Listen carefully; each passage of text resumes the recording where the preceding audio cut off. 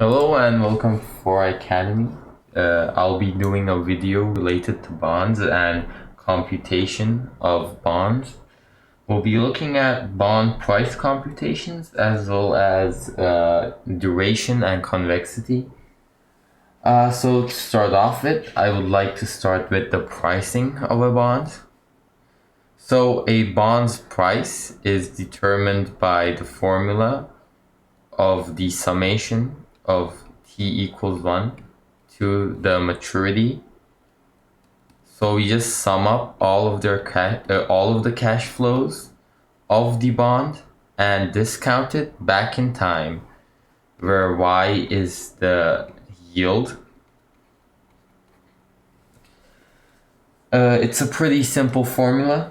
So I would like to move on with the duration and convexity. If you do not understand anything regarding this formula, you could just type in the comments and I could help you out. So looking at bond duration and bond convexity, we must understand an important concept first. So I would like to go over the Taylor expansion in the topic of bonds. So let's say we want to see what happens to price if yield changes from an initial yield, let's say y0, to something like y1, which would be y0 plus the change in y. Now we could compute the near value of bond as P1 equals F of Y1. If change is not too large, we could use a shortcut and we could approximate it through a Taylor expansion. So we could just do normal Taylor expansion.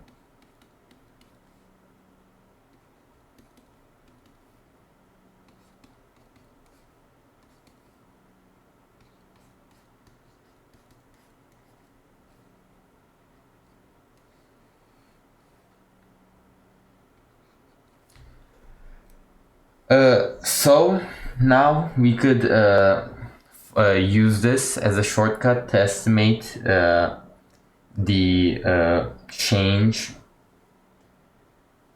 This is a pretty fundamental equation, especially in risk management, in terms of, well, most things.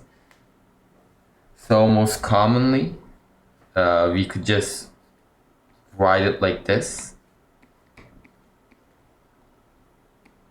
This would apply to everything rather than just bonds.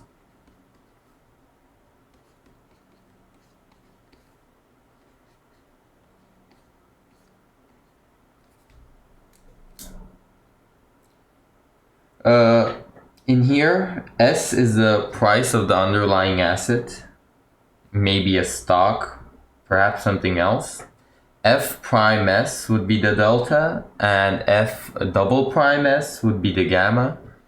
I mean, since Fs would just be dp by ds, which is literally the definition of delta, and this would be the second derivative of delta. So that would be gamma. So the formula is pretty easy to understand. Now, where do I want to connect this to bonds? I want to connect it with the use of derivatives in financial assets.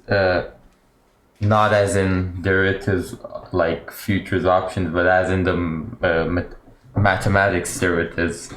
We'll use them in bonds here. So we'll have a bond, let's say, with a price P. To find its dollar duration, all we have to do is take its derivative with respect to its yield, which will give us the modified duration times P0, which is essentially the dollar duration. If you want to find the modified duration, we could just divide it by P, since this is the dollar duration. Other than that, what we could find from this is we could find dollar value for the basis point. So this would be dollar, just dollar duration times 0.0001. We could just call this dv01. Other than that, we have convexity. Convexity is well, the second derivative in this case. So we'll just take a second derivative with respect to yield, and that would be the convexity times P0 again. So it would again give us dollar convexity. And that's it for the computations of these. In the next video, I'll explain a little bit more about the use of duration and convexity, and I'll also get into other types of duration. And that's it. Thank you for listening.